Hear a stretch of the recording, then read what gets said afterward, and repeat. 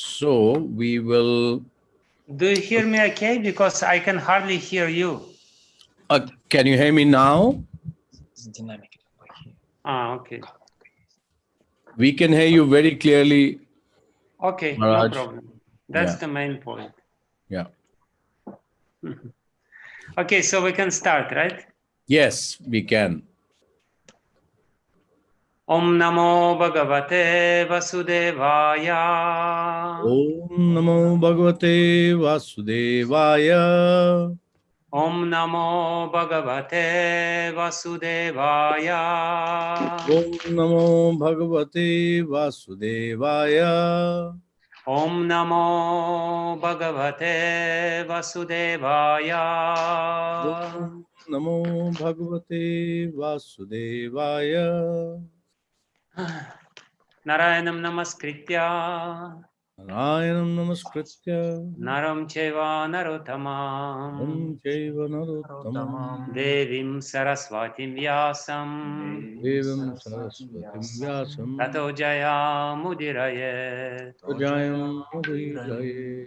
Nashtaprayashvabhadreshu. Ashtaprayeshu Abhadreshu. Nityam Bhagavata Sevaya.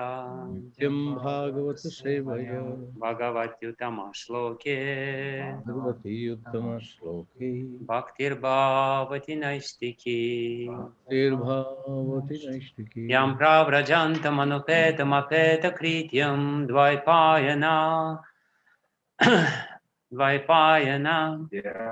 Katara Juhava Putreti Tanmayatayo. Taravo Binedus Tam Sarva Bhuta Hidayam Munimanatosmi. Okay, Hare Krishna. I am very happy again to be with you, even though I don't see you and don't understand what's going on there.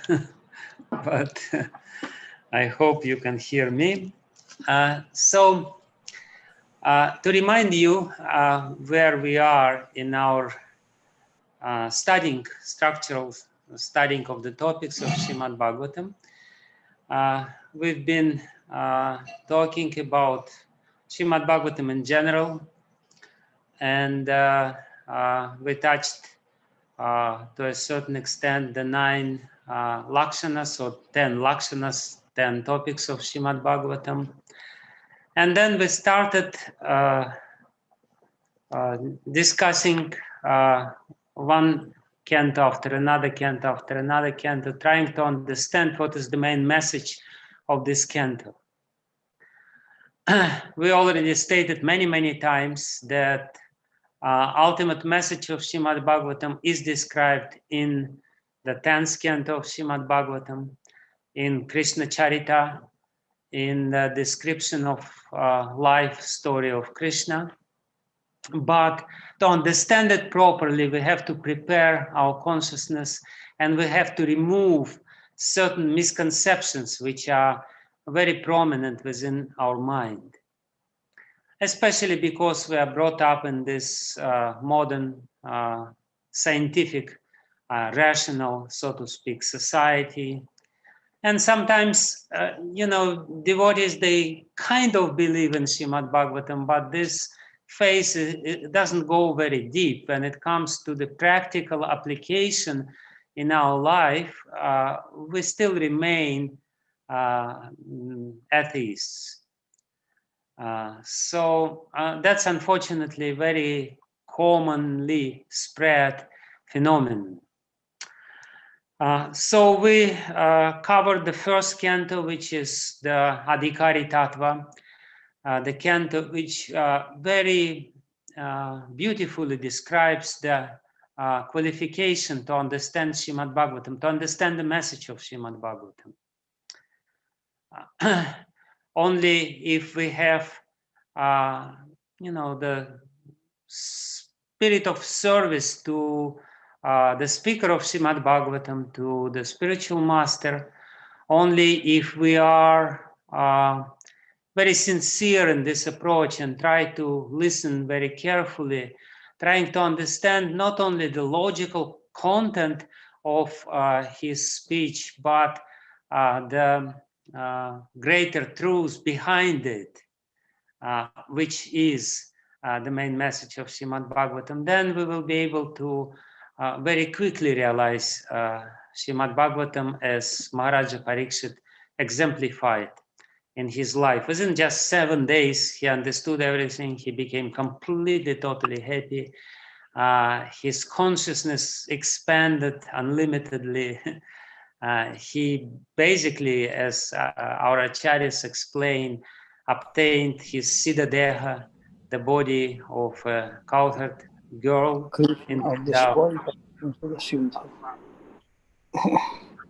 Oh, there is something is going on which is not very, according to the first canto, is not very desirable. There is some interruption. The listening, according to the first canto, should be uninterrupted. That's very important. That's a qualification to understand Srimad Bhagavatam. So, yeah, he obtained the body of a gopi, and he went to the spiritual world, and that's basically the desired result, which could be expected from our study of Srimad Bhagavatam. But again, to achieve this result, we have to really comply with the conditions which are delineated there in the book itself. So the second canto, as we said, was describing the principles behind sadhana. What is sadhana? How this sadhana ultimately brings us to the goal of our aspirations, to the goal of all our endeavors. So that's the second canto. And of course, in the second canto, we again briefly touched a very important topic of the Chatuk Shloki of Srimad Bhagavatam, where the 4 different elements of Srimad Bhagavatam are described. The Bhagavat Tattva, Maya Tattva, Prayojana Tattva, and Sadhana Tattva. These 4 truths are explained in Chatuk Shloki of Srimad Bhagavatam. And then we came to the third canto of Srimad Bhagavatam, and then there was a little digression in our delineation or in our narrative of Srimad Bhagavatam. That was, of course, very welcome digression, because we were talking about Krishna and his Janmashtami last time. And we also at that time tried to establish the fundamental role of 2 main verses. Main in the sense that they are key verses to understand the message of Srimad Bhagavatam. The first one is from the 2nd chapter of the first canto, 11th verse, Vadanti tattva vidas tattvam yajnanam advayam brahmeti paramatmiti bhagavaniti shabhyate.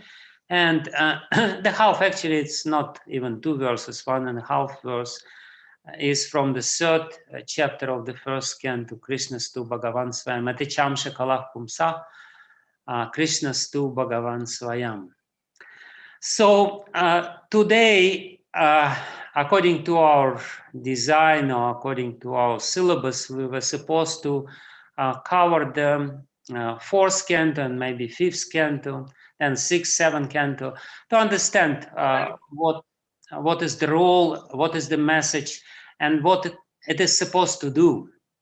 I will explain very beautifully how it happens today, hopefully, if we will have little time.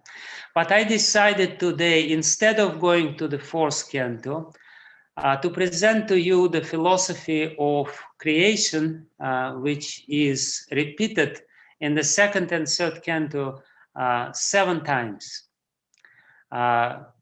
Sometimes in a very detailed way, sometimes quite briefly in abridged version. but still it's repeated again and again and again, and then it's hinted upon in other cantos of Srimad Bhagavatam, and then it's repeated again 2 or 3 times in the 11th canto of Srimad Bhagavatam. To understand, to stress, to emphasize the importance of this topic, I decided to give a presentation instead of just talking. I created a presentation. Please don't judge it too strictly. I tried my best. So I will explain this philosophy of Sankhya, because as we spoke about 2 lectures back, this philosophy is very much necessary for us to understand, to deal properly with the energy of the Lord. We can understand the Lord himself only if we are dealing properly with his energy. The Lord is Adoksaja. He is not available to our senses at this moment of time, but he's Avyakta, but his energy is manifest to our senses. And if we understand that the Lord is behind his material energy and deal with it appropriately according to this philosophy, then very quickly our consciousness will be purified. On the contrary, if we forget about this connection between the energy and the energetic source, the Lord himself, and deal with it separately, then it will become the source of bewilderment for us. It's Maya. It becomes Maya.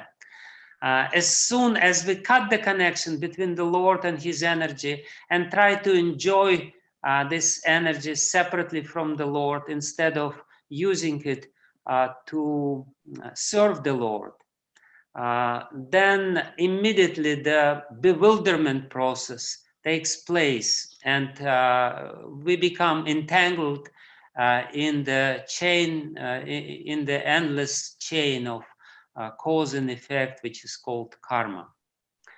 So that's why I thought, let's do it again. I'm sure you all know very well how we are created, but still, let's go through it. And I'm also sure that perhaps there will be some interesting points which we will discover while going through it. So I will read a verse from the fifth chapter of the 3rd canto of Srimad Bhagavatam, which is very beautifully describes a particular problem which we are dealing with. It's 29th verse of the 3rd canto, 5th chapter. Mahatatvam vikurvanat aham tatvat vyajayata karyakarana kartratma bhutendriya manomayah vaikarikas tajasascha tamasas chetyaham tridha. Mahatattva, or the great causal truth, transforms into false ego, which is manifest in 3 phases: cause, effect, and the doer. All such activities are on the mental plane and are based on the material elements, gross senses, and mental speculation. The false ego represented in 3 different modes: goodness, passion, and ignorance. That verse is more or less completely describes the whole philosophy of Sankhya, which is, of course, much more elaborate, but that's the Sankshept version, abridged version of it. Purport: a pure living entity in his original spiritual existence is fully conscious of his constitutional position as an eternal servitor of the Lord. All souls who are situated in such pure consciousness are liberated, and therefore they eternally live in bliss and knowledge in the various Vaikuntha planets in the spiritual sky. When the material creation is manifested, it is not meant for them. The eternally liberated souls are called Nitya Muktas, and they have nothing to do with the material creation. The material creation is meant for rebellious souls who are not prepared to accept subordination under the Supreme Lord. This spirit of false lordship is called false ego. Prabhupada very beautifully encapsulates this idea. The spirit of false lordship is called false ego. It is manifested in three modes of material nature, and it exists in mental speculation only. In other words, it's just the imagination. Our whole material life is more or less a product of kalpana, imagination. It's more or less a dream. As much as during the dream state, the false ego forces us to identify with the false creation of the mind during the dream, and we are undergoing certain tribulations. In the same way, during our wakeful state, the false ego forces us to identify with the gross bodies and subtle bodies. But that's all more or less mental speculation only, as Prabhupada says. Those who are in the mode of goodness think that each and every person is God, and thus they laugh at the pure devotees who try to engage in the transcendental loving service of the Lord. Those who are puffed up by the mode of passion try to lord it over material nature in various ways. Some of them engaged in altruistic activities as if they were agents appointed to do good to others by their mental speculative plans. Such men accept the standard way of mundane altruism, but their plans are made on the basis of false ego. This false ego extends to the limit of becoming one with the Lord. The last class of egoistic conditioned souls, those who are in the mode of ignorance, are misguided by identification with the gross body, of the gross body with the self. Thus, all their activities are centered around the body only. All these persons are given the chance to play with the false egoistic ideas, but at the same time, the Lord is kind enough to give them a chance to take help from the scriptures like Bhagavad Gita and Srimad Bhagavatam, so that they may understand the science of Krishna and thus make their lives successful. The entire material creation, therefore, is meant for the falsely egoistic living entities hovering on the mental plane under different illusions in the modes of material nature. Srila Prabhupada ki jai. Namo Vishnu Padaya Krishna Prishthaya Bhutale Srimati Bhaktivedanta Swami Niti Namine Namaste Saraswati Devi Gauravani Pracharine Nirvishesha Shunyavadi Paschatya Deshutarine Vanchakalpatarabhescha Kripa Sindhu Devacha Patitanam Pavanebhyo Vaishnavibhyo Namo Namaha Shri Krishna Chaitanya Prabhu Nityananda Shri Advaita Gadadhara Shivasadi Gaura Bhakta Vrinda Hare Krishna Krishna Krishna Hare Hare Hare Ram, Ram Ram, Hare Hare. Ajanulambita Bujokana Kavadatu Sankirtanaya Kapitaro Kamalaya Taksha Vishwambaro Dvijavaro Yugadharma Palo Vande Jagat Priya Karo Karuna Vatara Antah Pravishya Mamavachi Mamam Prasuptam Sanjeevaya Takila Shakti Darasvadhamna Anyam Shahasta Charana Shavana Tvagadi Prananamo.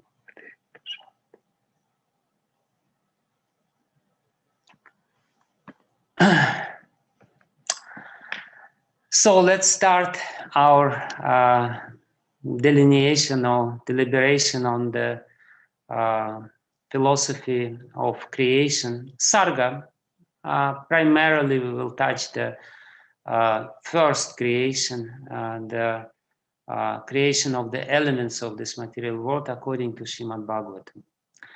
So the main point which Srimad Bhagavatam, it doesn't work, unfortunately. The PowerPoint doesn't work. Okay.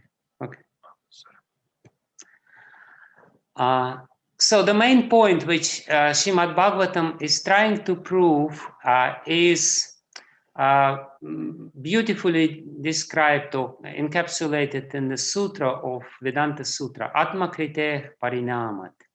The world is parinama or transformation made of himself. The Lord himself has become the world.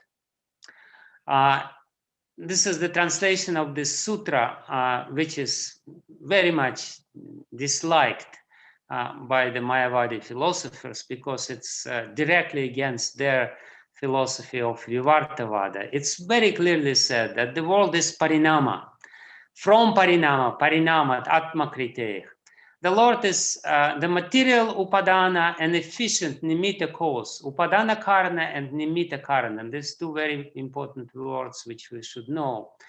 The material cause or ingredient from which the stuff from which this world is made, and efficient cause, nimitta karana, or instrumental cause, the desire behind it, the classical example of the pot. There are two causes of the pot. One is the clay, which is material cause or ingredient cause, upadana karana. Another one is potter, who is sitting there rotating the wheel and making the pot from the clay. That's nimitta karana.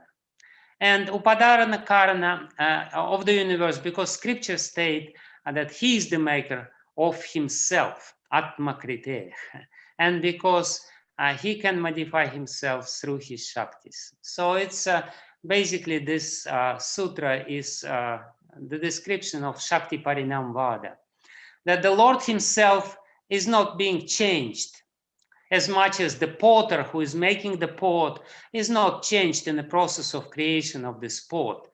But his energy, not exactly his, but in this, as much as the example goes, the clay, which belongs to the potter, undergoes certain transformation, and that's how the world is created. So just very briefly, I thought I will mention the theories of causality, which are there in Vedic philosophy, because it's very important for us to understand what is our theory of causality. Basically, there are two types of these philosophies. One say that asat, this is asat karyavada. It means that karya or the effect is not pre-existing in the cause. It's completely new creation. Like the example which Nyayikas, who are proponents of this philosophy, give, they say that the cloth, which is the effect of the threads, does not exist in the threads. It's a completely new creation. So therefore, their philosophy, another name of their philosophy is Arambhavada. Arambha means beginning. It's just something new, completely new is created from the cause. And other school of philosophy, which also subscribes to this point of view, is Buddhism. They say everything is created from shunya, from nothing. Another very prominent philosophy which subscribes to these views is, of course, Charvaka, or scientific philosophy. Like scientists, very important, they say that the consciousness is the product of matter, and it's not there in the matter. Just by certain combination of matter, when the matter becomes more and more complex, it's an emergent quality. So all the time when we're talking about asat karyavada, the effect which is not pre-existed in the cause, we're talking about some emergent qualities, new, completely new qualities in the effect which is not there in the cause, which is ridiculous. Our acharyas, they give certain arguments against this. They say if the effect was not in the cause, then any effect can come from any cause. You know, normally you can extract oil from sesame seeds. Why? Because oil exists in sesame seeds. The effect exists in the cause. But if the effect was not existed in the cause, then you could take some stones, grind it nicely, and would get the oil, right? Because, you know, it's a new creation. It's a strange sort of philosophy. But anyway, it's a very prominent philosophy, and believe it or not, we all, to a certain extent, subscribe to it. We all think that, you know, consciousness can be created, or at least to a certain extent, can be created due to evolution of the matter. Another argument against this is that, you know, matter is unconscious.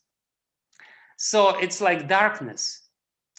And to say that from this darkness, under the certain conditions, from the certain combination of this darkness, the light can come, is the same as to say, yeah, you take darkness in the different combinations, and then all of a sudden light will appear.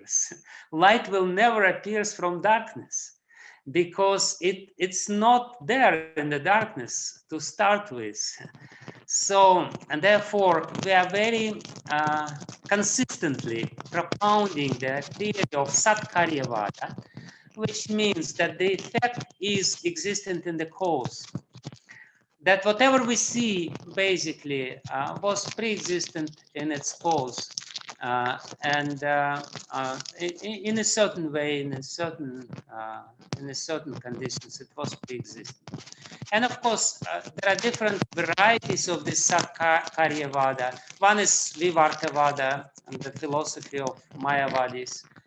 They say, yes, the effect pre-existed in the cause, but ultimately the effect is an illusion.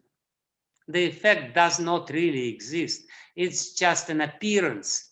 It's a superimposition of certain ideas of concepts upon Brahman. Yes, the cause of all causes is Brahman, but the effect, material energy, ourselves, is just Vivarta. It's an illusion. So that's a certain variety of Satkaryavada.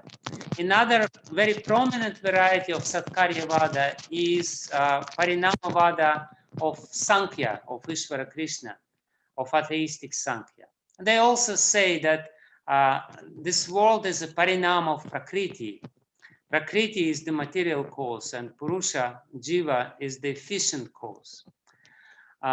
But we don't subscribe to this philosophy either. Our philosophy is called Shakti Parinamavada. Yes, parinama or transformation takes place when the cause is turned into effect, but what is being transformed, Shakti is being transformed, or the energy of the Lord is being transformed, material energy of the Lord is being transformed, and it creates this variegated creation.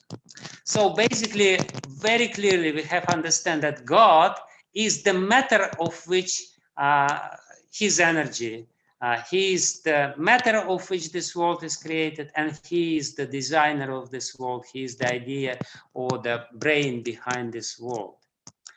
So yeah, and Lord is always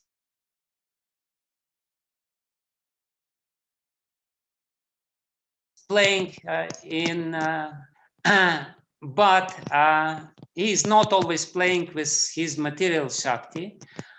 Sometimes his material Shakti becomes avyakta, unmanifest, and sometimes it manifests. Basically, this temporary material creation which we are dealing with and which we are a part of is sometimes it undergoes transformation. Sometimes it's avyakta, sometimes it's vyakta, sometimes it's destroyed and it goes into unmanifest stage. sometimes it manifests, but it's always there. It's an eternal energy of the Lord. It just undergoes different transformations, specifically this manifestation and not manifestation. And then, of course, in Chaitanya Charitamrita, I will not dwell into this, describes how the transcendental Lord Krishna in Krishna Loka, in the highest abode of the spiritual life, of the spiritual world, he transforms into his first expansion, not transforms, but expands into his Vaibhava Prakash, who is Sri Balaram, whose appearance we celebrated a couple of weeks before. And then the first Chaturvyuha, Vasudeva, Sankarshana, Pradyumna, Niruddha is very important. And then 24 forms of Narayana from the second Chaturvyuha, Vaibhav Vilas. That's not what we are interested in. And then, Balaram Sankarshan, from him, Mahasankarshan comes forth. He is coming. This is the Lord in Vaikuntha. And then from him, Mahavishnu or Karanadakashaya Vishnu comes. So here is a very interesting point. I need to take away how to get rid of this stuff. Okay. So this is how it is described in the 5th chapter of the 3rd canto of Srimad Bhagavatam. Very interestingly, it is said that the Lord, when his material energy is sleeping, feels somewhat incomplete. The Lord, the undisputed proprietor of everything, was the only seer, drashta. And he na apashyat drishyam. He didn't want to look into this drishyam or material energy. Na apashyat. The cosmic manifestation was not present at that time because the Lord just didn't look. The material manifestation is the creation of the glance of the Lord. When the Lord somehow or other withdraws his glance from the material nature disintegrates. It's very interesting because this concept is very much similar to the concept of the quantum mechanics, when they say that the consciousness of the observer plays an active role into the events which takes place on the microscopic level, on the atomic level. If the observer observes this, certain events take place, certain events will not take place. So in the similar way, Vedas and Srimad Bhagavatam in particular say that when the Lord glances over the material nature, then different events starts taking place. When he withdraws his glance, it just becomes non-existent for all practical purposes. It becomes non-manifest. But it's very interesting how Prabhupada translates this. He says, and thus he felt imperfect without his plenary and separated parts and parcels. The material energy was dormant, whereas the internal potency was manifested. He was asuptadrik. The Lord who is drashta, he didn't sleep. He was always engaged in the playful activities in his spiritual world, but the material world was sleeping, supta shakti. His material energy was in this state of blissful sleep. But the Lord thought, no, something is wrong. And Prabhupada, he very beautifully explains this.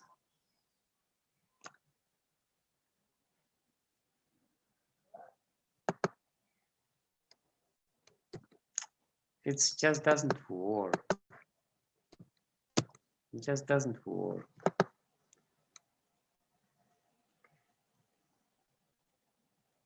Yeah, Prabhupada very beautifully explains this in the purport. He says that he felt somewhat insufficient, like a husband feeling lonely in the absence of his wife. This is a poetic simile. The Lord wanted to create the cosmic manifestation to give another chance to the conditioned souls who were dormant in forgetfulness. Basically, all these souls were sleeping when the material energy is in this unmanifest state. The cosmic manifestation gives the conditioned souls a chance to go back home, back to Godhead. And that is main purpose. The Lord is so kind that in the absence of such a manifestation, he feels something wanting.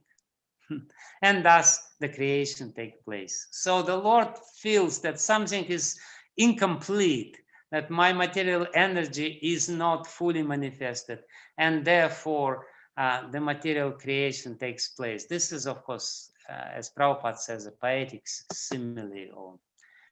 And this is a very beautiful picture which describes how the Lord in his form of Karanadakashaya Vishnu, Mahavishnu, who creates different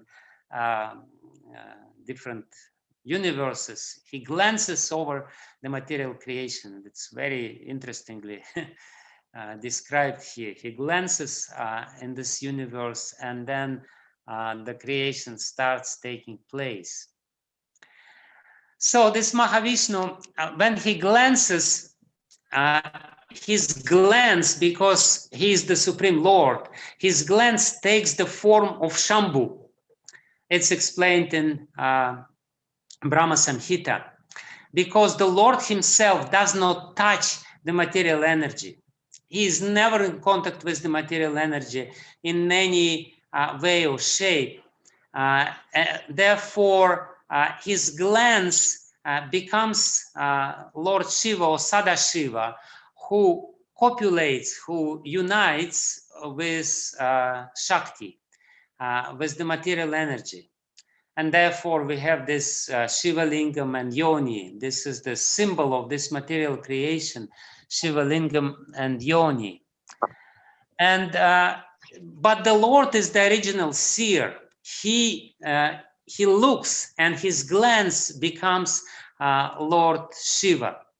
And his energy, which is known as Maya or illusion, she becomes his agency, and she starts producing different creations. So the Lord is original Nimitta Karana, but his only action is to glance over the material nature, and he has nothing to do with it.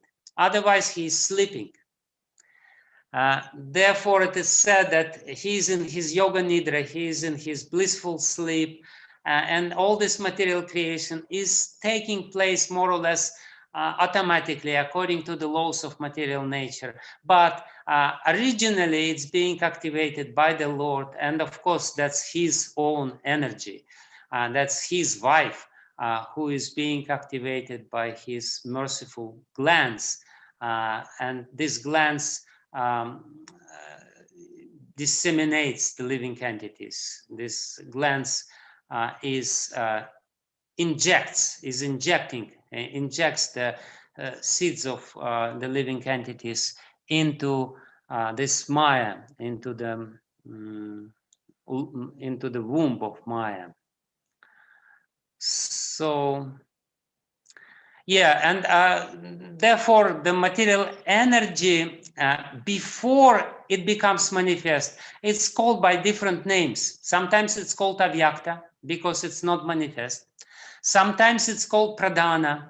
Pradhana means the great potential, because all the potential is there, but the potential is not realized. So this is the meaning of the word pradhana. And sometimes it's called prakriti. Prakritim prahur.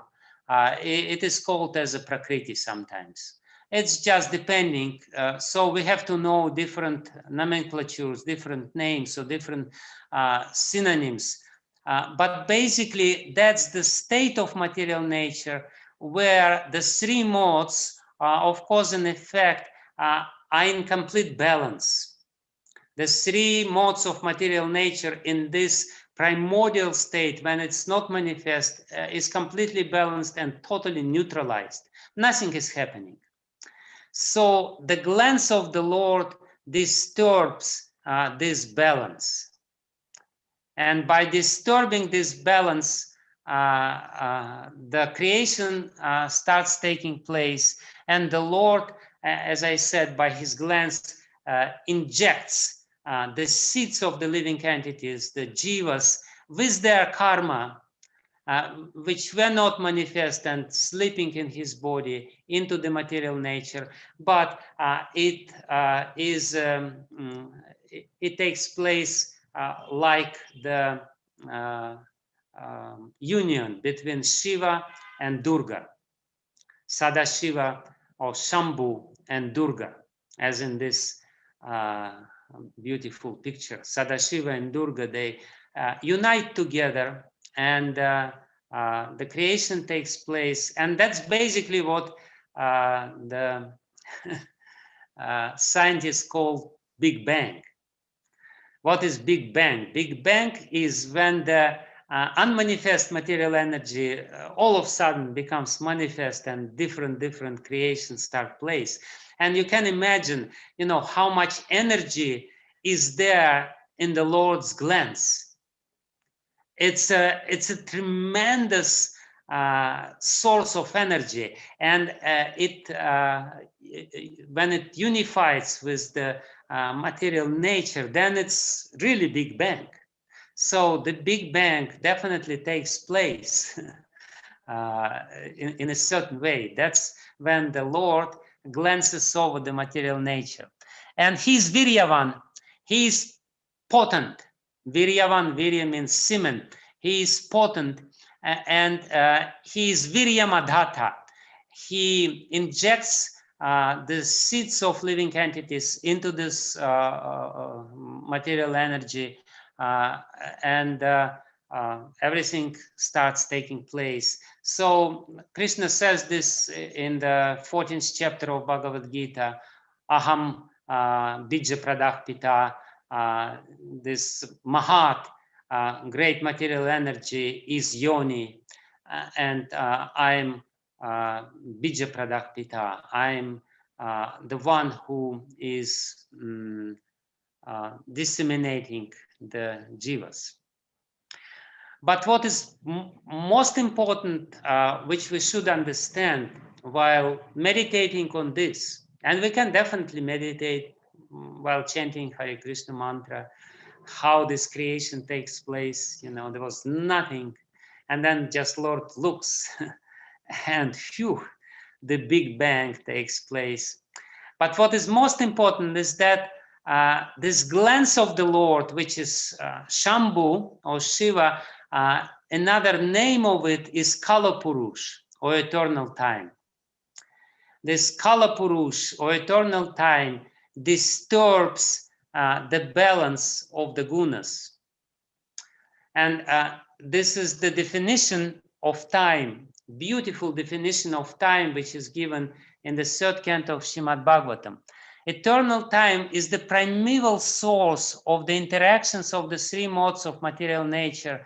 It is unchangeable and limitless, and it works as the instrument of the Supreme Personality of Godhead for his pastimes in the material creation. In other words, Lord does not touch himself, but through the medium of the time of his glance, or Shambhu, whatever you call it, he uses this as the instrument. That's the instrument. What Lord wants to achieve by this instrument, he wants to give us the chance to enjoy, and he wants to give us the chance to become frustrated totally in our attempts to become happy in this world, and ultimately strive for liberation and achieve liberation through the process of devotional service. So this is the first definition of the time. That's the willpower of the Lord.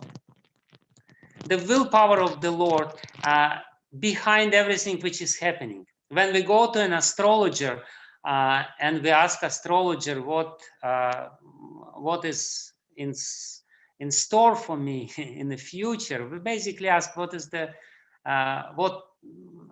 will of the Lord. And ultimately, we have to try to meditate on this. This is very important meditation for every devotee, that whatever is happening with me, behind this is the will of the Lord.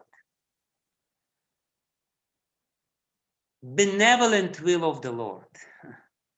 Not just some cruel will of some cruel creature, no, but merciful will of the Lord behind everything. So this should be our meditation. Whatever is happening with me, whatever is coming to me, this is something, this is the Lord is talking with me. The Lord wants to say something with me.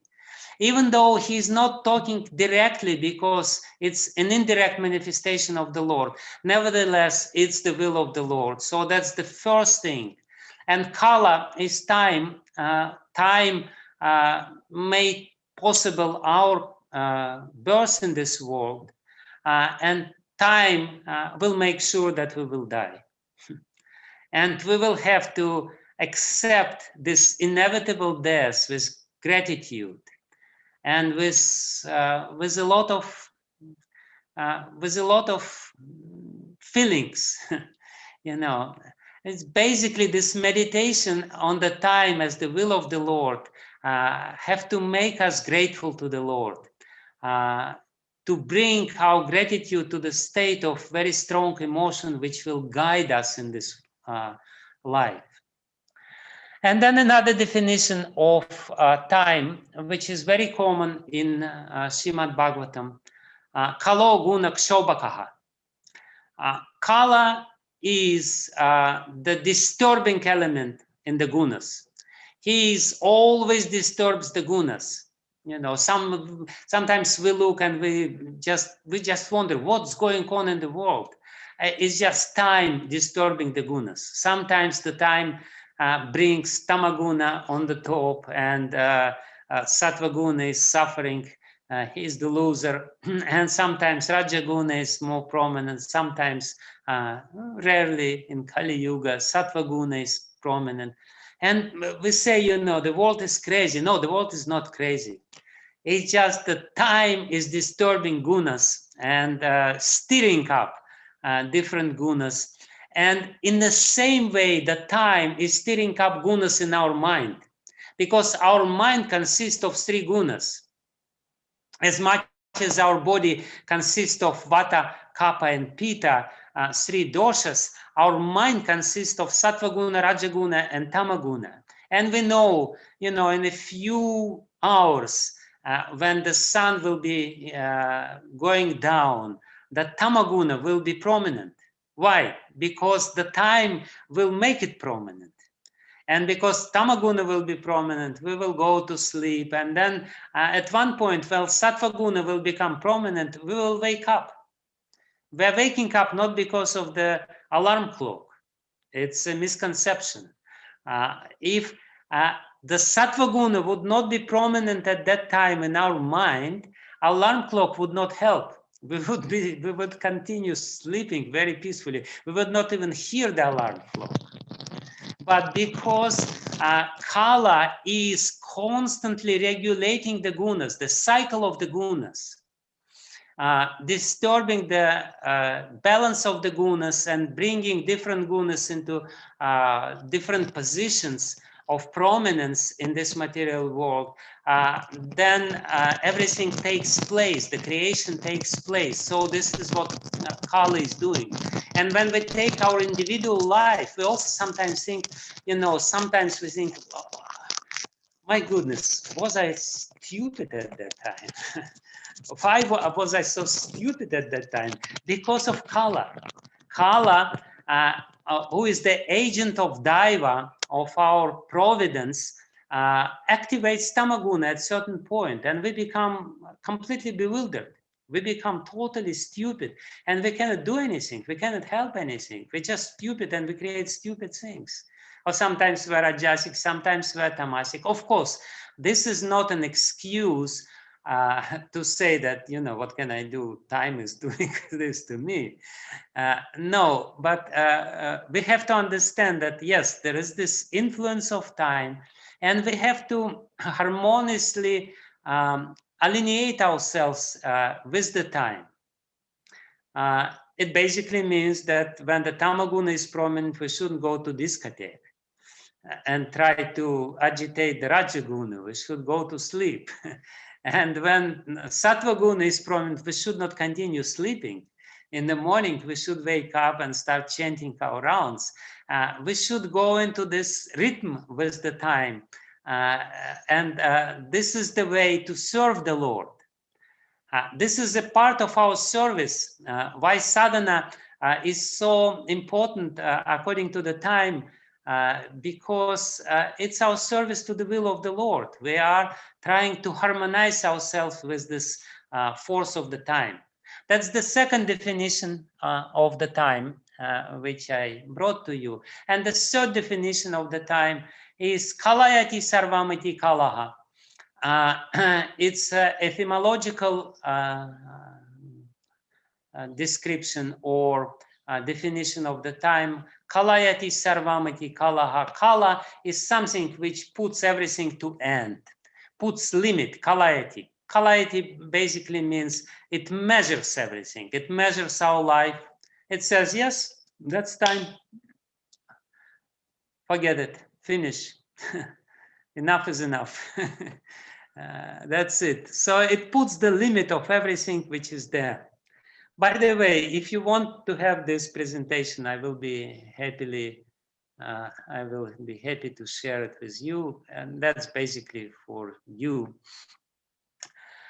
So, but what I want to say now, this is very, very important and very, very beautiful point of Srimad Bhagavatam.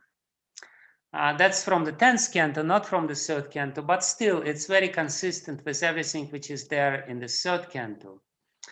This is a beautiful verse which actually is the key to the whole understanding of what's going on with us in our life.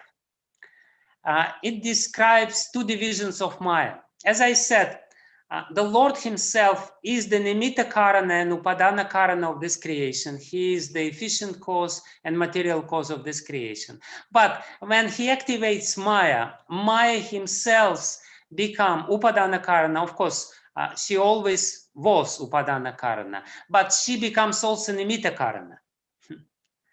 The Lord gives the initial push, the initial, how you say, yes, initial push, initial impetus to creation. But then nimitta, the efficient portion of Maya starts working. That's very important to understand, because sometimes devotees, they become a little bewildered.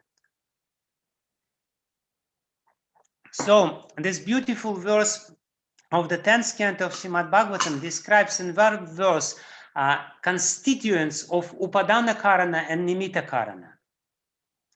What is upadana karana and what is nimitta karana of Maya, of this material energy, or how our life takes place, what's going on in our life. So the nimitta karana is listed, or the constituents of nimitta karana are listed, 4 constituents in the first line of this verse: kala, kalaha, daivam, karma, jiva, svabhava. Jiva, the conditioned living entity,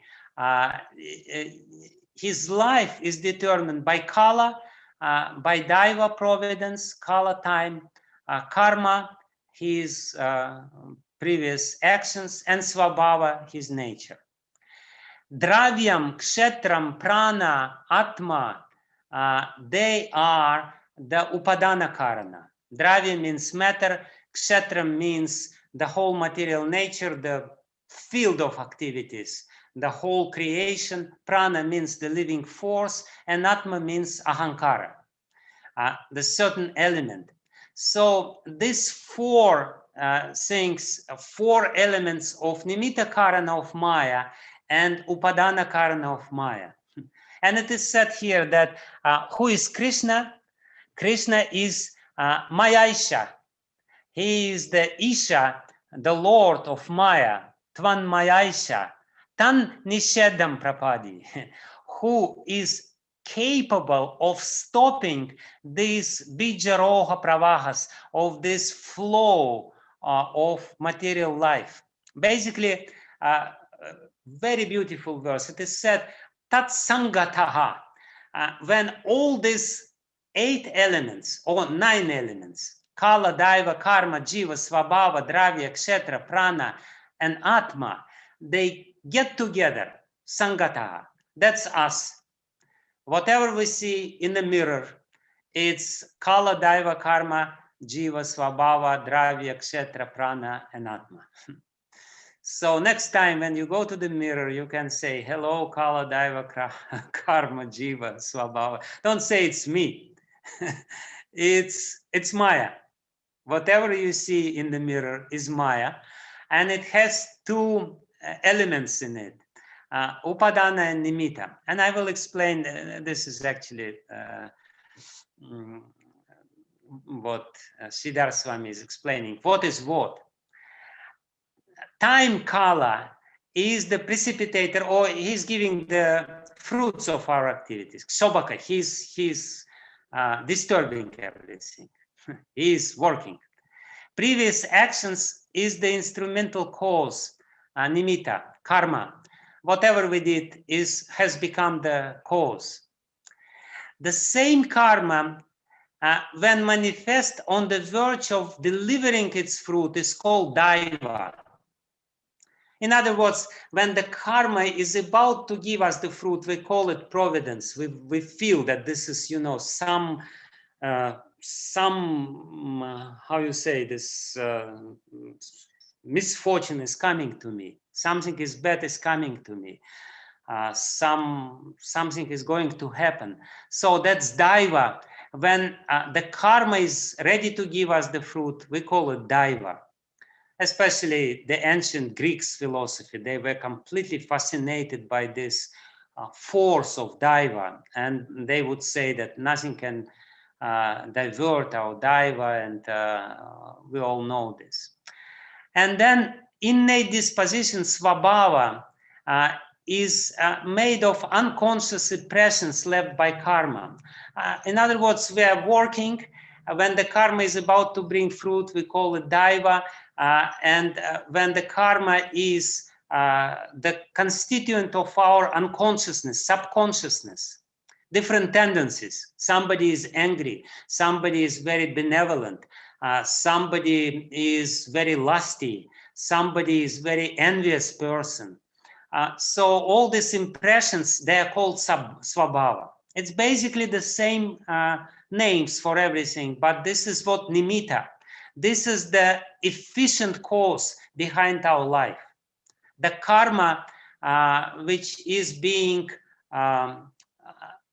enveloped during our life, this is what is taking place in Maya. And this is all Maya. This is all material energy. Material energy gives us the chance to realize all these things.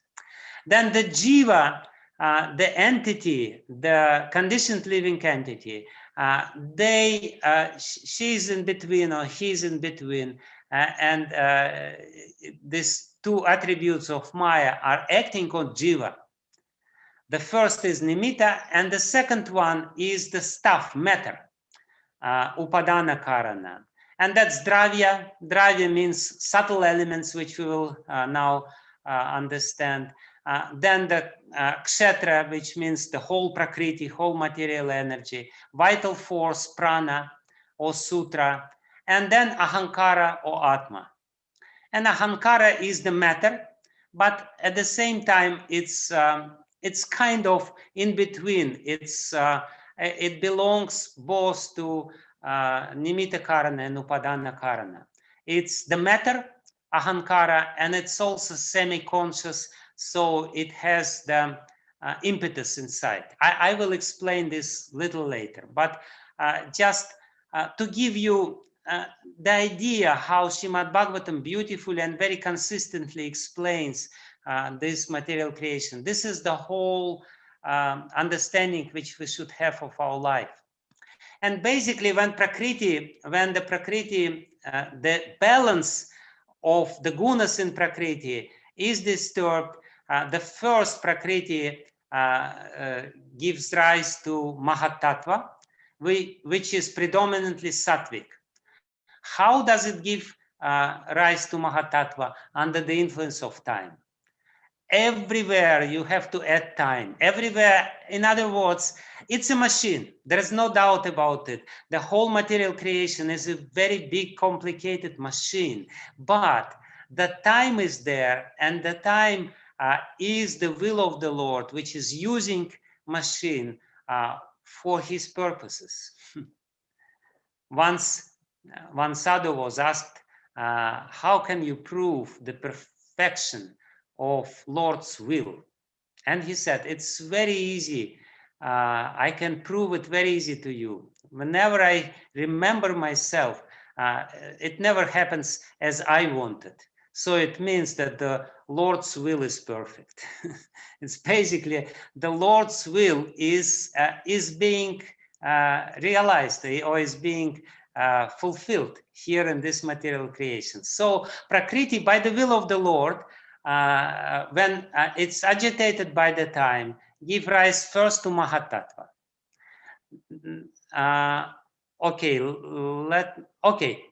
Let's talk about first Mahatattva. So it's a very important first element when the first material element, Mahatattva, it's a very sattvic element, and in our consciousness it's called Chitta. And Chitta, according to Srimad Bhagavatam, the 25th chapter of Srimad Bhagavatam, has three qualities. Three qualities of Chitta is Svachhatvam, purity, Adhikaritvam, changelessness, and Shantatvam, peacefulness. So the first material element, which is predominantly sattvic, which we have inside us as contaminated consciousness, but it's very slightly contaminated consciousness, is called Chitta or Mahatattva in the universal scheme of creation. And this Mahatattva is very peaceful, very pure, completely changeless. And this is what Sri Chaitanya Mahaprabhu means when he says Cheto Darpana Marjanam. In the first verse of Shikshashtakam, he says, we have to bring Mahatattva back to the original state. We have to bring our Chitta by chanting the holy name to the original state. Why? Because in the original state, when these three qualities of Mahatattva, purity, changelessness, and peacefulness are very prominent, then what will happen in the original state, we are. If we take away our false ego, if we somehow or other overcome the influence of false ego, we will achieve this state with these three qualities. Svachhatvam, or purity, means Bhagavad Bimba Grahitvam. Mahatattva can reflect the form of the Lord. When our Chitta, our consciousness, becomes completely pure, it starts reflecting the form of the Lord. What is Chitta? Chitta is basically this very luminous substance which takes the shape of any object upon which we look. If we look, I'm now looking at this computer. So the only way how I can see this computer is because my Chitta takes the shape of this computer. I think I see the computer. Actually, I don't see the computer. I cannot see the computer. Mind cannot see the computer directly. Mind can only observe chitta. So if I look in a pizza, I go somewhere in a restaurant and I see the pizza, then my mind becomes this pizza. Chitta becomes this pizza, and my mind sees this pizza, and my mind says, oh, I like this. I want this pizza. Only because the chitta took the shape of pizza. So this is what chitta does all the time. Whenever we look, or wherever we look, there is a transformation of the chitta, and chitta takes the shape of the object upon which we glance. It's like, you know, everyone has mobile phones, and in the mobile phone there is this camera. You turn on the camera, and this camera, you move it, and immediately the reflection of anything which is in front of this camera is there in the camera.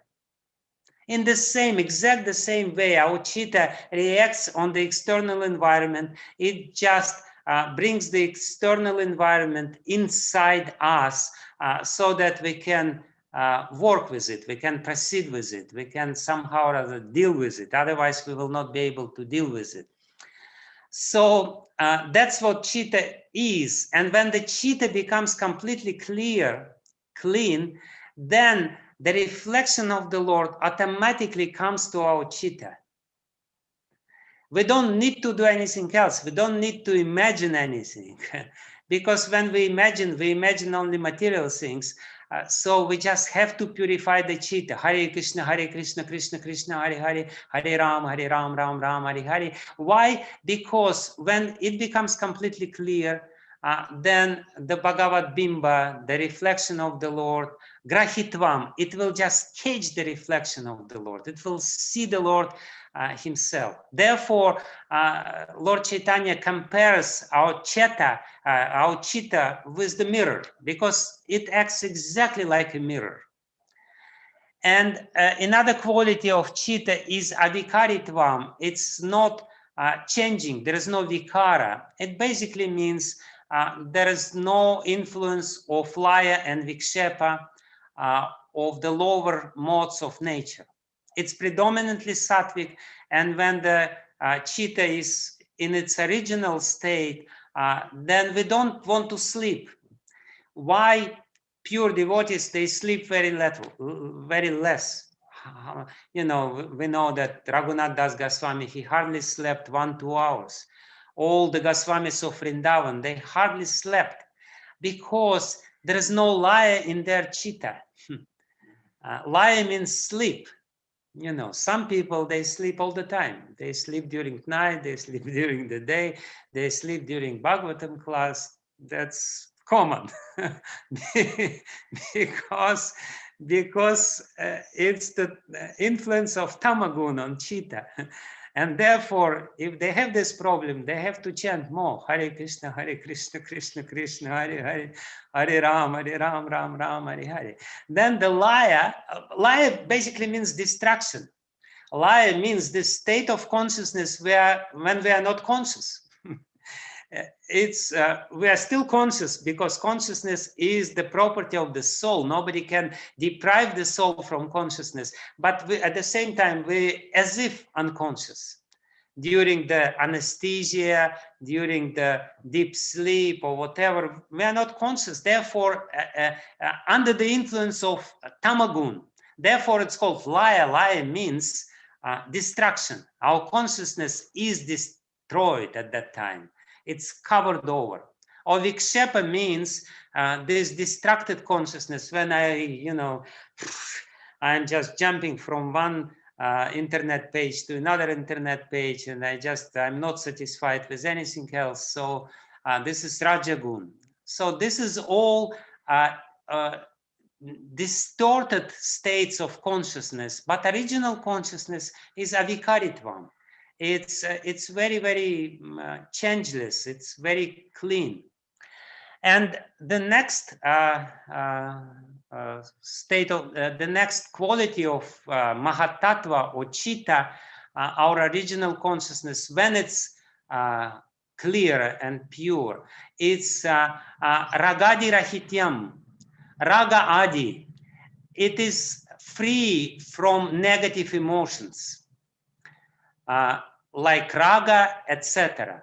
And basically raga, krodha, and bhaya. These three most prominent emotions which are there. So when we purify our chitta, there is no fear, there is no attachment, and there is no anger. And if somebody has very prominent emotions inside himself, it basically means that his chitta is still very much contaminated by false ego. So that's what it means. And this is the illustration of how the clear chitta would look like. You see this clear water, and this clear water gives a very, very distinct and clear reflection of everything which is there. And it's very peaceful, and it's tasty. You know, when somebody has this pure consciousness, he's very happy. Srila Prabhupada compares this with the clean water. The clean water, it's very calm, very peaceful.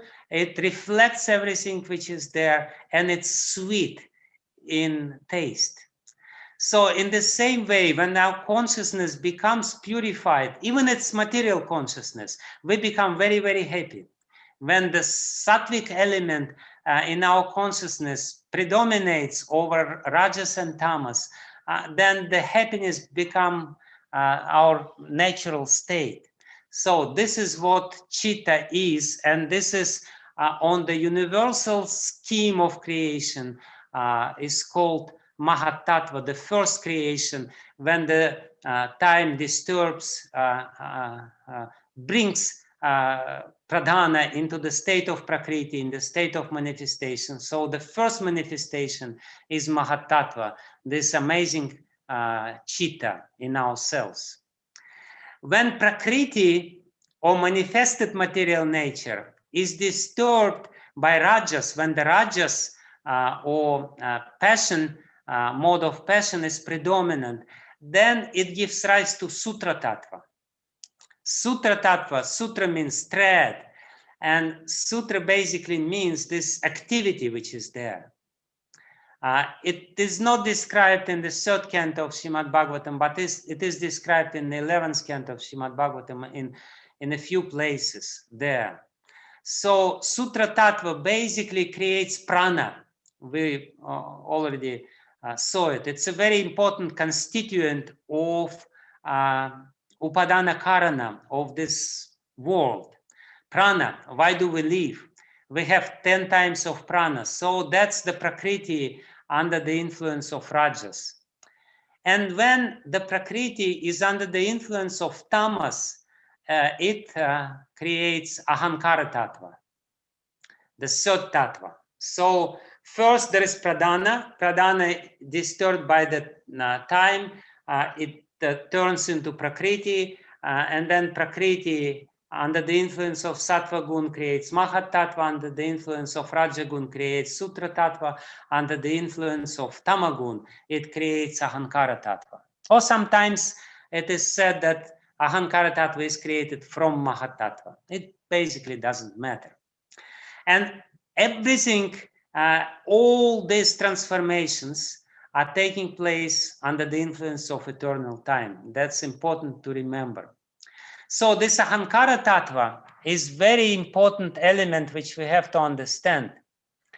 Ahankara tattva is predominantly, as we already said, is in the mode of tamas, ignorance, and it consists of the gunas of prakriti, jiva shakti, and time. This is what is explained in this next verse of Srimad Bhagavatam. It's from the 5th canto. I didn't give the reference, but it's easy to find. So Amsha Guna Kalatma. This Mahatattva which is surcharged with jivas and gunas and kala, it very quickly transforms into the ahankara tattva, false ego. So this jiva with its karma, which wants to fructify, turns the Mahatattva, which is undisturbed and very clear and peaceful, into this mess, which we call material life or material body. This mess starts with ahankara. Ahankara is an extremely important element in this whole scheme of Sankhya, which we have to very thoroughly understand. What is ahankara? What is false ego? So we have this very clear, translucent Mahatattva, and when this translucent Mahatattva becomes darkened by the mode of ignorance, by tamagun, when Mahatattva is covered by this dark cloud of vasanas, of different impressions, which we brought with us from past life, it becomes ahankara. So immediately we don't really know, we don't see the pure Mahatattva or pure Chitta. Therefore, we have to purify it by chanting Hare Krishna. And ultimately, while chanting Hare Krishna, it will destroy the false ego. Therefore, it is said that on a certain level of chanting, somebody becomes Trinada Pisunchina Tarorivasa Hishnunamani Namanadana Kirtanya Sadahari. He becomes completely peaceful, completely happy, completely humble, completely tolerant, completely respectful. No ego whatsoever. He's ready to respect anyone. Why? Because his ego was completely destroyed by this chanting process. But when this dark cloud of false ego is darkening or clouding or covering our consciousness, then we only have little rays of light, which is sometimes coming through this consciousness, but otherwise we have the complete mess of material emotions, material ambitions, material desires, and we constantly deal with this creation of ahankara, which we brought ourselves. So basically ahankara, it consists of vasanas, of all the impressions, very deep impressions. And we bring this with us. The little poor jiva, like this man who is climbing over, he takes huge burden of ahankara. You know, this ahankara is so big. You know, when Russia became free Russia, there were some rich people, and these rich people, they started building big palaces to themselves. And I was wondering, why do they need such a big places? And you know, I realized that they have such a big ahankara, so it just doesn't fit into a small kitchen. You know, it needs more space. So it's a big burden, and it's very dark. That's what we have to understand, and that's the reference point. We will, at the end, we will see beautiful pictures how Ayurveda explains this whole thing.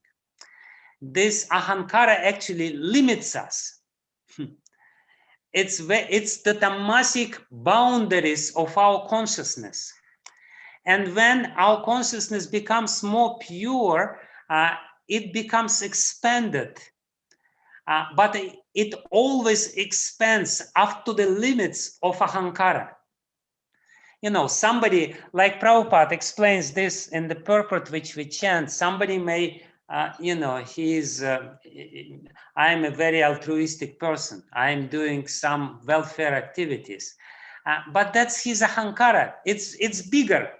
It's bigger than the ahankara of a person who is concerned only with his own interest. But still, it's false because it has the tamasic boundaries. tamasic limits, and it's basically the false expression of my particular desire to lord it over material nature. Therefore, it's tamasic from beginning to end, and therefore, in any spiritual discipline, we have to be very careful about ahankara. If the false ego becomes strengthened, fortified, enforced, reinforced by certain activities, certain things, we have to stop this. If something which we are doing is reinforcing our false ego, we have to really stop it, because it's very counterproductive. And that's the last 10th offense to the holy name. We will never be able to chant the holy name properly if we stick to this conception of I and mine. This aham mameti concept, when it's there, we will always be offensive in our chanting. So therefore, we have to practice freedom from ahankara. And therefore, we have to know what ahankara is. And the verse which we read with you, this is the verse on the screen, if you see it. It's called that ahankara has three constituents: karya, karana, and kartratma. Kartritva? Karya, karana, kartritva. So karya basically means the subtle senses, the sense perceptions. Karana means this body, or gross senses. And kartritva is the sense that I'm doing this. Basically, what it means, why Prabhupada translates this, it's manomaya. It's all taking place in the mind. When we are interacting with this world, we identify with the senses, with this body, and there is very exciting process. We go to supermarket and we buy a lot of different things, and we think, oh, how successful I am, how happy I am. But it's all taking place in the mind, because it's all this identification with either the subtle senses, with gross senses of the body, or with the I consciousness. I'm the doer. So it basically means that I can grossly identify with the body. I can most subtly identify with the senses of the body, or I can identify with whatever I created, so to speak, my possessions. And we have to stop this identification, because it's ultimately false. Yeah, this is the description of this on the basis of the different words, but the same thing. Kartritvam, karanatvam, and karyatvam. Deities of the senses, or subtle senses, gross senses, and deities of the senses. Anyway, so what ahankara does? Ahankara means this false identification, which is predominantly in the mode of tamas. And it is trividha, as it is said here in this verse which we read. Trividha means then tamasic ahankara in its turn becomes sattvic, rajasic, and tamasic. It's all tamasic, because it's tamasic in the beginning, but it's tamasic with little more sattva in it. It becomes vaikarika ahankara. Tamasika ahankara with little more rajas in it becomes tajasa ahankara, and tamasika ahankara, which is completely tamasic, becomes bhutadi ahankara, or tamasa ahankara. And therefore, we have in our body, we have three shaktis. Jnana Shakti, which is coming from ahankara in sattva. That's Jnana Shakti. We have Kriya Shakti, the activity, the energy of, our mind, our ahankara. But basically, we are studying our ahankara. Our ahankara, the false ego, first manifestation of ahankar. I know. We all know. I am right. Everyone is wrong. Because I know. Why? Because our ahankara has jnana shakti. We know something. But when we say, I am right, everyone is wrong, then, we're manifesting false ego, ahankara. And everyone is of this opinion. I am right, everyone is wrong. And, whoever is of the same opinion, he is right. But whoever has different opinion, he is wrong. That's the first manifestation. The second manifestation of ahankara is kriya shakti. What ahankara forces us to do, I have to show everyone that I know the truth, and therefore I will act and I will show that I'm the most successful. So kriya shakti, look at me. I'm the doer. I'm the president, whoever, Trump or Lukashenko or whatever. So this is the hero. I am the creator. I am doing this. This is ahankara. And look at me. This is the center of creation. My activities are the most important activities. All these people why people become so intoxicated with power? Because when they're in the position of power, everyone is just looking what they're doing. And that's basically the whole game of material life. The whole game of material life is to force our other living entities to think about us. Actually, the success of our life is measured how much we can force other people to think about us. Therefore, that's what everyone is doing. The wife is trying to force the husband to think about her, and the husband is trying to force the wife to think about her. And the little baby is more successful because everyone thinks about him. So that's what is going on. This is Kriya Shakti. Look at me. What am I doing? I remember we once had a prasadam, and we were sitting on the floor. There was probably around 20-25 devotees, many devotees around this prasadam on the floor. And then there was little baby. He was at that time maybe 2 years old, less than 3 years old, maybe 1 year old or whatever. And he was trying to draw the attention, but nobody could care less about him because everyone was serving prasadam very enthusiastically. So ultimately what he did, he just kind of made his way, and he stood right in the center of this prasadam together and look around. Just look at me. I'm here. I'm the center. You're not looking in the proper place. Here I am. This is Rajasika Ahankar, Kriya Shakti. And Tamasa Ahankar, when the ahankar becomes very tamasic, then the person, he measures, when he has sattvic ahankar, he measures his success in life of how much he knows. He is very knowledgeable person. When the person has rajasic ahankar, he measures his success in life by how much he achieves, his achievement, all his different difference. But when his ahankar becomes tamasic, then he measures his success in life of how much he owes, how much stuff, how much dravya, how much matter is around him. So this is very, very tamasic manifestation of ahankar, which is a very, very tamasic itself. But that's tamasic in square. So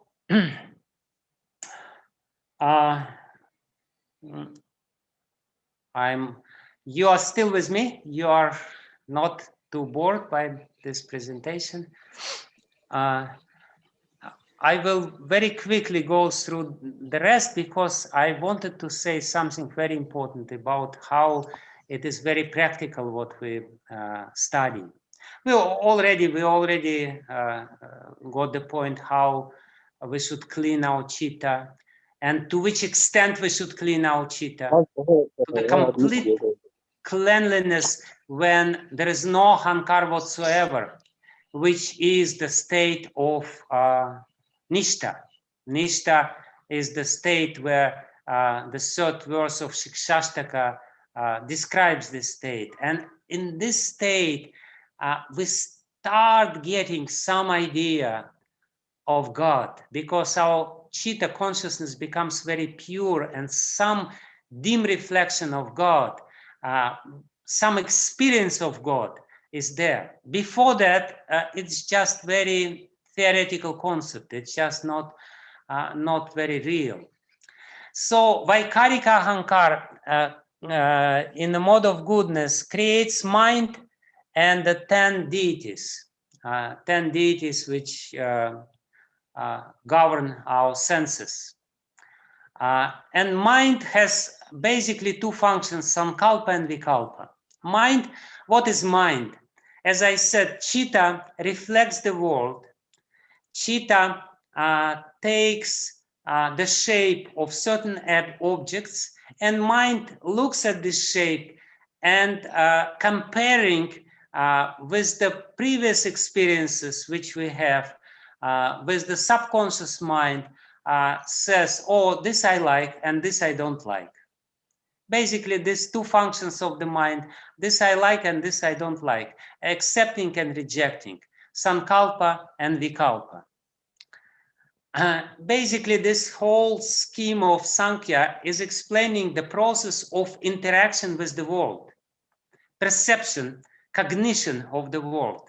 So first we see reflection of the external world in our Chitta, then the mind says, this is good, this is bad, sorts it out, and this is something neutral, this is something in between, not very good, not very bad. Ahankar, in the beginning, first we see something, then immediately Ahankara starts acting, and Ahankara says, does it have anything to do with me? It relates the particular object which is within our vision to us. Does it have anything to do with me? And if it's something which has nothing to do with me, we just don't see it.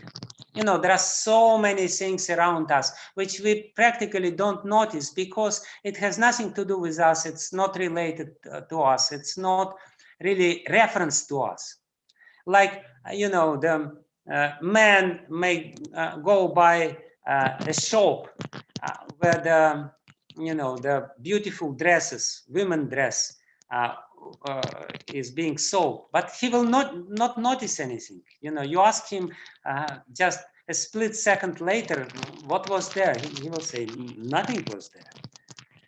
Why? Because it's not related with his ego. It has nothing to do with his ego, unless he wants to buy a birthday present to his wife.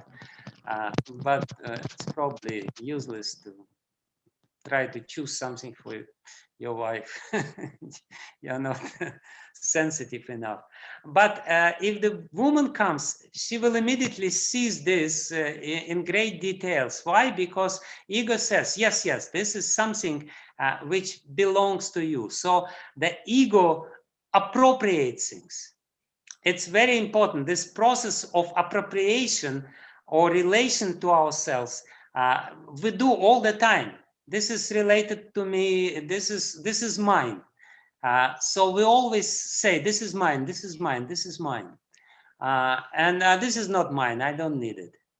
So, but then the mind, when something is ours, when something went through the filter of our false ego and drew our attention, then the mind says, oh, this is very good, or this is very bad.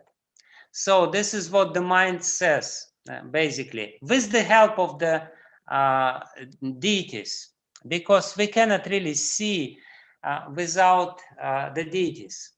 It's not a question of our eyes to see. It's a very peculiar element of the whole philosophy. We will not be able to see anything unless sun god is there. Of course, we know that sun god gives light, and he facilitates our vision in this way, but also subtly sun is within us.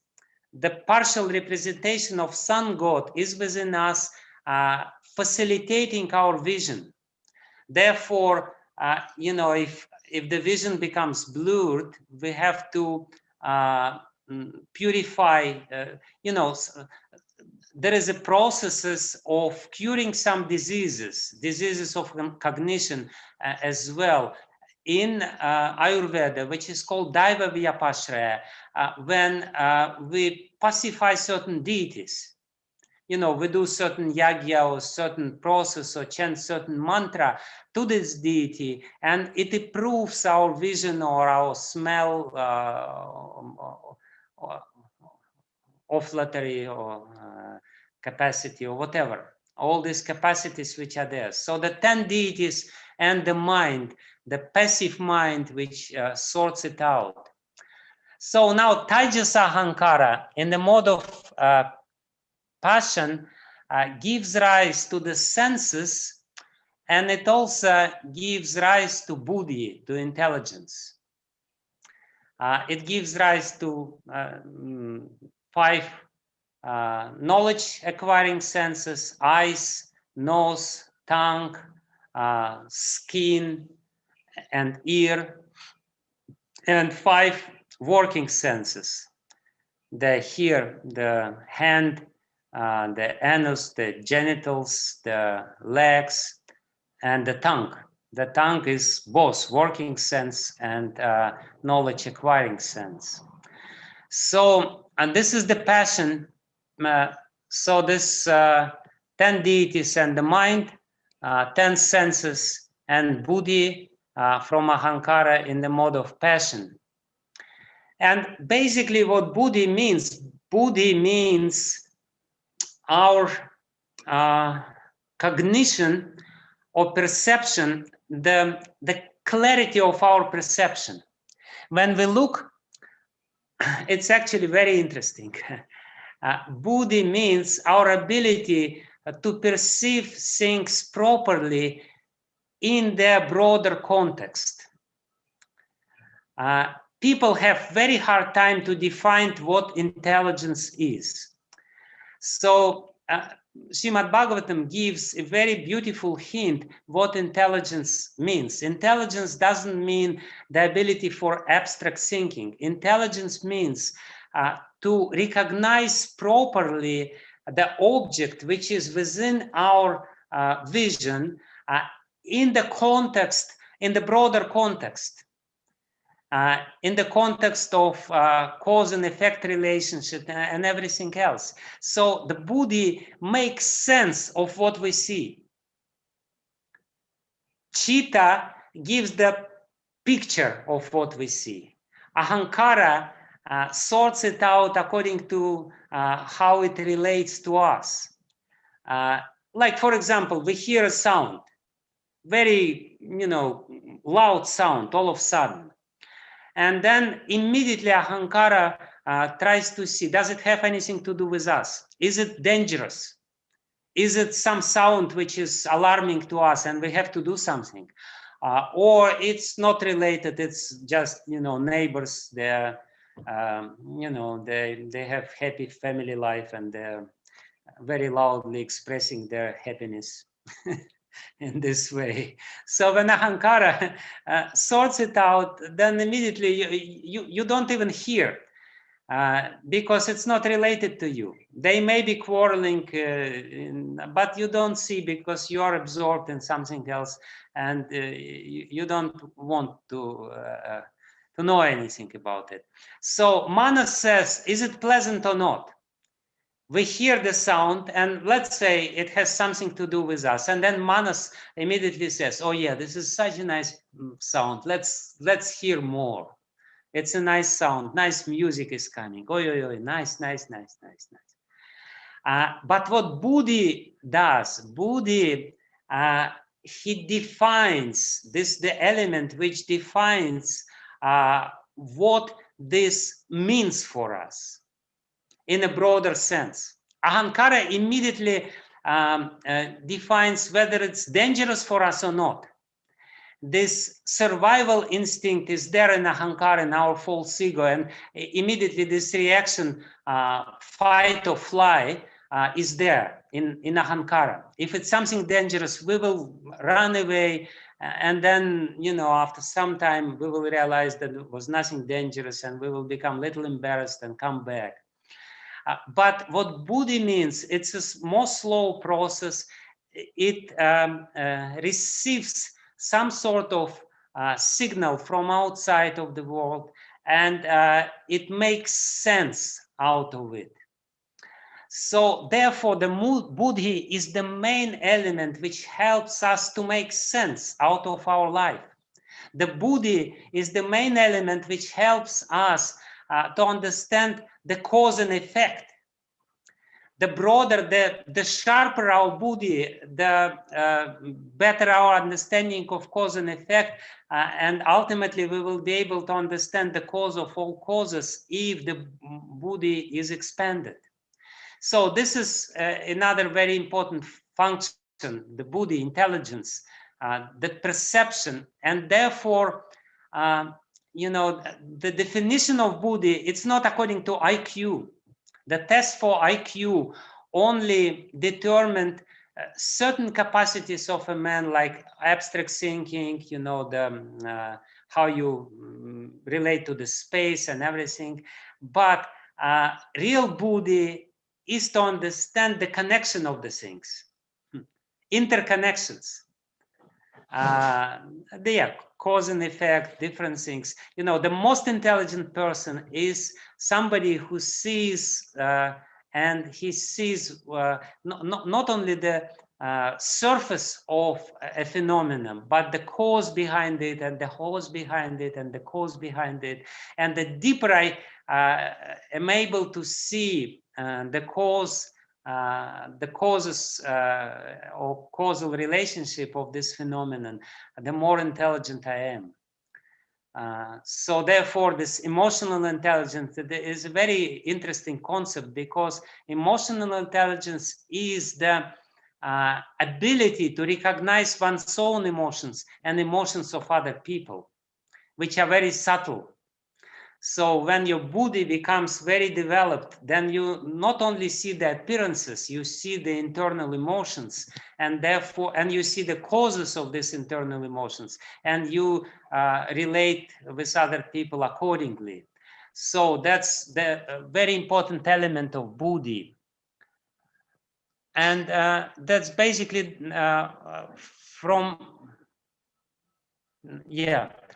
and from Tamasika Hankar, from Tamasika Hankar, all the elements are taking place. Tamasika Hankar, it's not Vaikarika, it's a mistake. It's Tamasika, Bhutadya Hankar. In Ahankara and Tamas, first sound gives rise under the influence of time to sky gives rise to touch gives rise to air gives rise to form gives rise to fire gives rise to taste. It's again a mistake, first taste and then only water, and then it gives rise to smell and then earth. There are two mistakes here. First, the subtle element, and then this subtle element or the sense object, and then the sense object creates the element. So this we will not go into the details because I already talking too long. I'm just, I'll give a little conclusion to this. First, this is the whole scheme of creation. Krishna looks at Pradhana. Krishna in his form of Mahavishnu looks at Pradhana. Pradhana is turned into Prakriti. It becomes revived. And Prakriti gives rise to Mahatattva. Mahatattva gives rise to Sutra Tattva and to Ahankara Tattva. And Ahankara Tattva gives rise to demigods, minds, elements, 10 senses, Buddhi, and 10 objects of the senses. That's very simple sort of creation of the Lord, which is like machine, but we should not be deceived by it, should not be fooled by the appearance. We should not be, again, our desire is to make the nature exploitable, but the nature is not exploitable. If we try to exploit it, we will be suffering. So this little conclusion from the third canto, of all the physical elements, beginning from the sky down to earth, all the inferior and superior qualities are due only to final touch of the glance of the Supreme Personality of Godhead. In other words, everything takes place under the supervision of the Supreme Lord. Maya Dyakshena Prakriti Suyati Sachara Chara. Everything is going on under my glance. Maya Dyakshena, Maya Adhyaksha. But let me say a few very important words which I still wanted to say. How it is related to us, because we have ahankara, and it means that we have to see what does it have to do with us. So we studied the element of chitta, we studied the element of ahankara, we studied the element of buddhi and manas, and they all four constitute antahkarana, the internal sense. The external world which we see around us, we can perceive only through the media of this antahkarana, the internal sense. And we don't see the external world as it is, because our internal organ is contaminated. If our internal organ is not clear, we will see only the perverted reflection of the external world, and we will not relate with it properly. Therefore, Chetadarpana Marjanam, the first and foremost duty of any living entity who wants success in life, who does not want to become foolishly successful through his ahankara, he has to purify the consciousness and to make successful the interaction, the proper interaction. If our consciousness is not proper, we will interact in the wrong way. We will turn on our ahankara, and our ahankara will become violent. Our consciousness or our interaction with the world will be full of violence, anger, and all other emotions. But what I wanted to say, very interestingly, the first element which is there is the element of ether, which is called here Nabhasa. And Srimad Bhagavatam defines the element of ether as pranendriyatma disnyatvam. It's the meeting place of prana, indriya, and mind. Srila Prabhupada says it's accommodation room for external and internal existences, and the field of activities for vital air, senses, and the mind. This all take place in the ether, even though mind and the senses and the prana, they are more subtle. They act within the space, within ether. And basically it means, what is ether? Ether is the original element where the waves are created. Initially, when the Western scientists started studying this, and when they discovered the electromagnetic waves, and they discovered that the light has the nature of the waves, and these waves, they can go through the vacuum. So they said that there should be some sort of substance, otherwise what is being waved? So this substance which is being waved is ether. Very interestingly, please listen very carefully. This is my last gift to you today. So this prana, indriya, and mind, they're functioning within the space. It basically means that what we will have, our mind is functioning within the space. It basically means that the mind has the nature of the waves within the space. And indriya, the subtle senses, they have also the nature of the waves, and prana has the nature of the waves. Like Nyayikas, they say that the mind is atomic.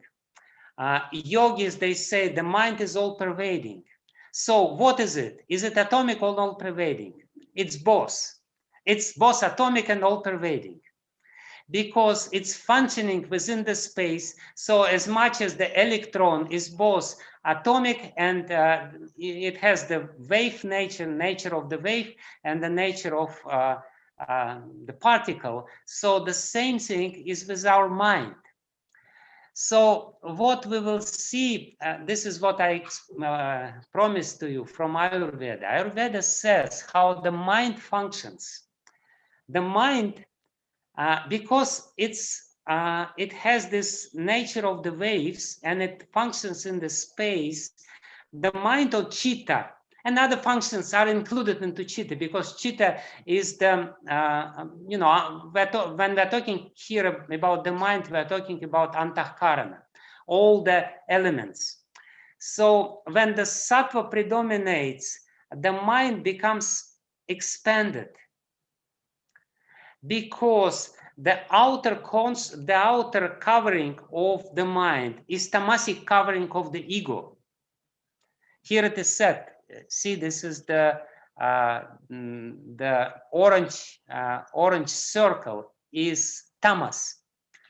So when the mind or sattvic portion of the mind becomes expanded, we feel happiness.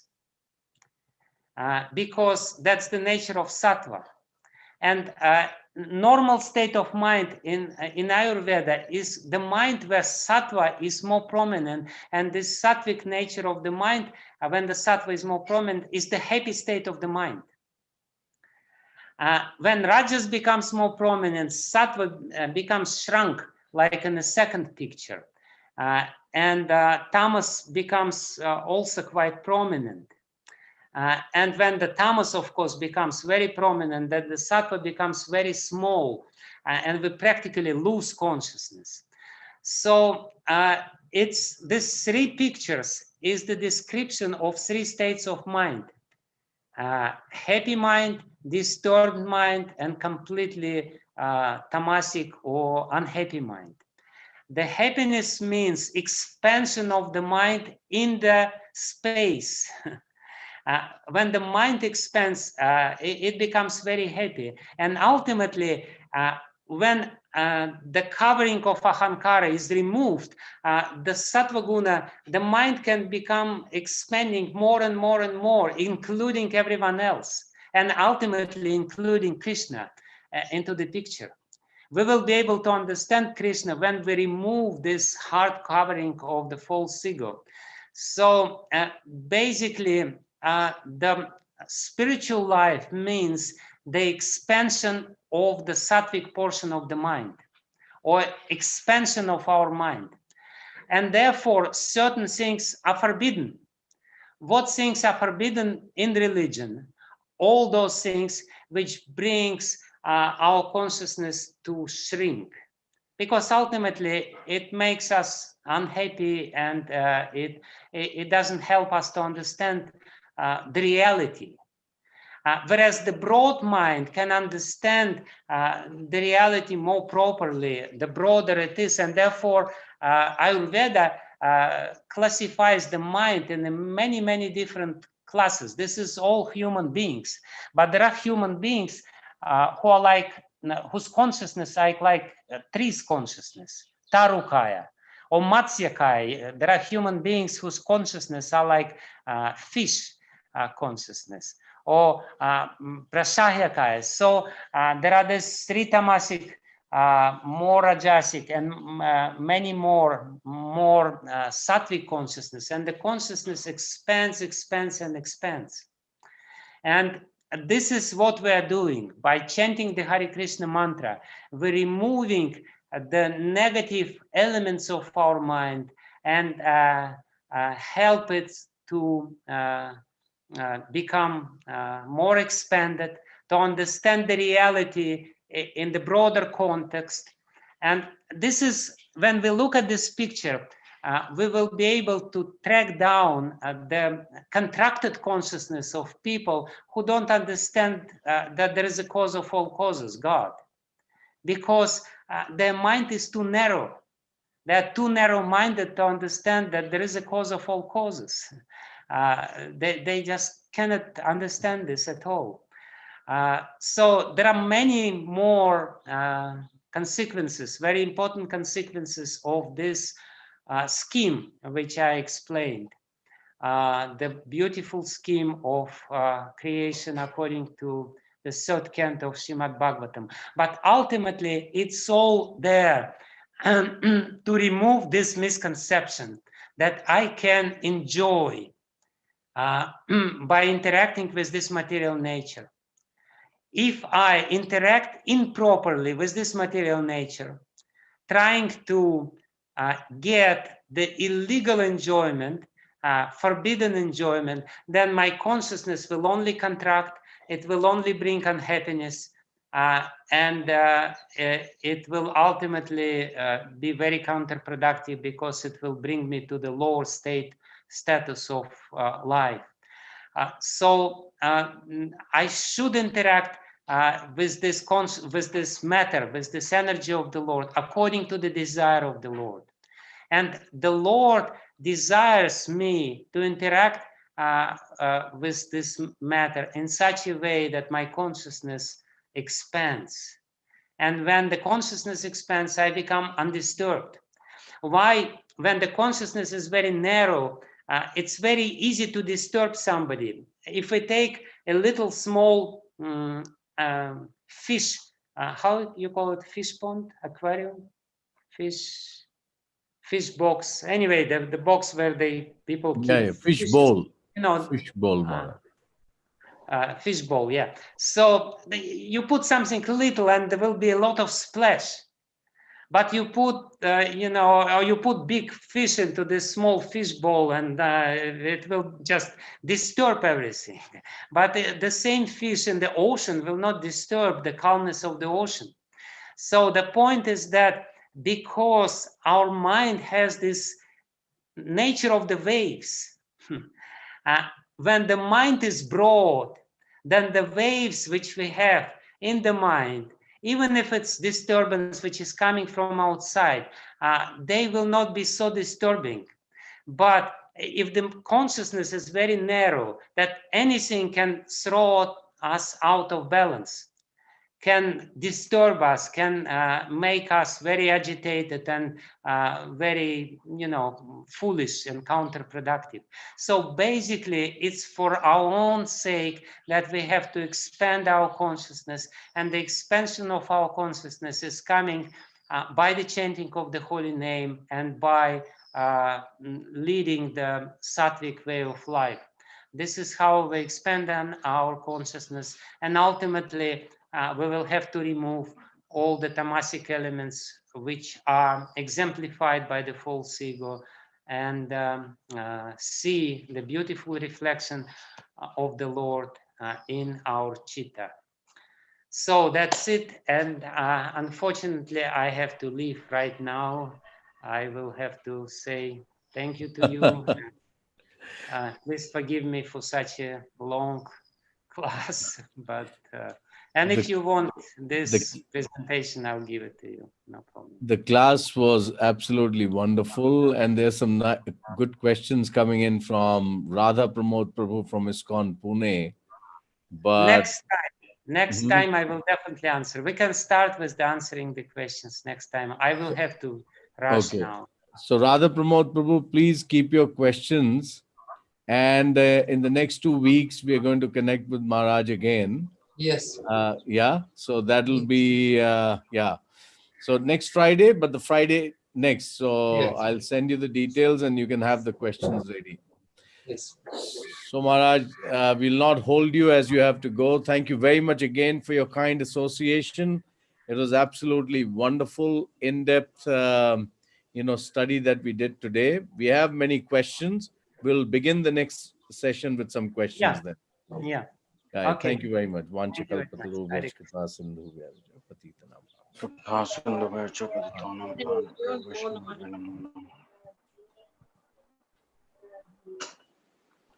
Hare Krishna. So thank you all, everyone.